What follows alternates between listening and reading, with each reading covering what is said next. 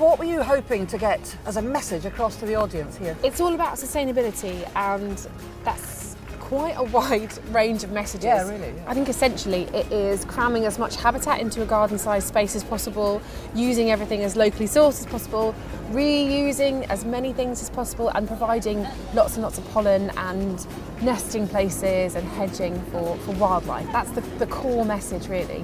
And sustainability really at the heart of it. How can people take this idea and use it at home?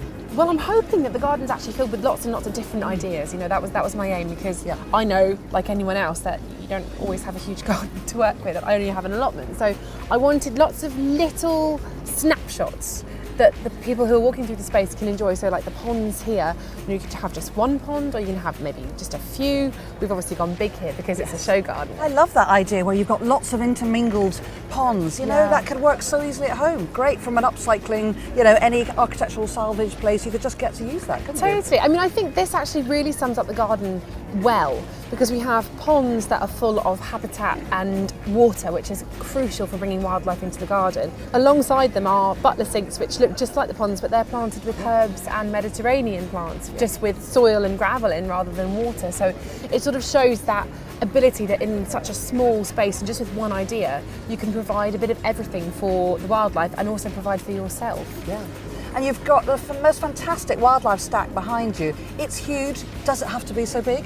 No, of course great. not. Again, this is a show garden, my first ever, so I wanted to go big. But this is just it's an archway, and the idea really was to just plant the seed of an idea that people can include habitat for insects in any space. And this is just sort of an arch that you pass under, and it could be a pergola, but also it could be a fence, it could be a bit of walling, it could just be tucked behind your shed that you would never see. But it's really, really important to provide for spiders and, you know, wood lice and all those things that you wouldn't necessarily think of when you're providing for insects. I think we all go straight to bees. And obviously bees are hugely important. Solitary bees are really important, as well as honeybees, but there are all other kinds of insects as well that are crucial to the survival of the planet, and also will bring in birds and other, you know, mice, voles that will eat them and give that whole web of life. So I just love that, and I think it's actually really beautiful having that insect habitat. Really beautiful. Just tell us how you've gone about choosing the plants. What are the key plants for a sustainable garden? Where do you start? I had to go kind of personal. I started with myself, and for me, my thing that I love about gardens are the ability to use the plants that we're growing. So for me, that was kind of the backbone of this, is edibles and herbs and medicinal plants and things that have a function. So there's the monarda, you can use that to make tea. I mean, just looking around all these borders, there's fennel, there's thyme, there's hyssop, there's mashua there. You know, everywhere you look, there are things that you can eat. And for me, that was really, really important. But then the kind of augmenting plants are the flowers, which I tend not to go to flowers. I know most gardeners think garden design, they go straight to the flowers. And for me, the greenery and the texture and the usefulness is the first thing that I think of.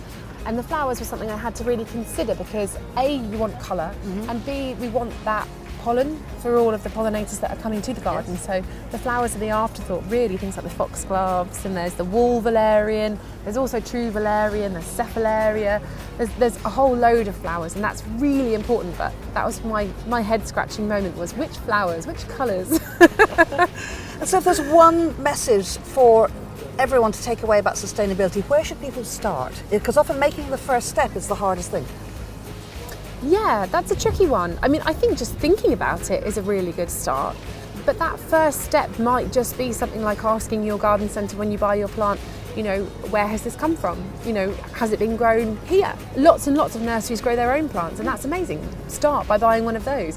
Buy it in peat-free compost if you can. That's a start. You could just put a pond in, a small pond.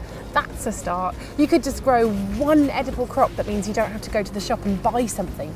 That's a start.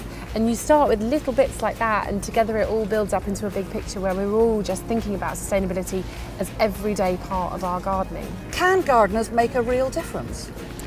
I think they can. I think other industries are already talking about sustainability. Fashion, for example, have been for years and trying to make everything better, more considered, and there are small changes happening, but I think gardeners themselves are the people who will be making those changes. You know, what we buy, how we choose our plants, all those things will be more and more affected by sustainability, and that will govern our choices. It's just we don't always know exactly where things come from, and that maybe has to change as industry wide. But gardens make up a huge proportion of the country, and actually if we all did something, that would make a really massive change. Small steps make a huge difference.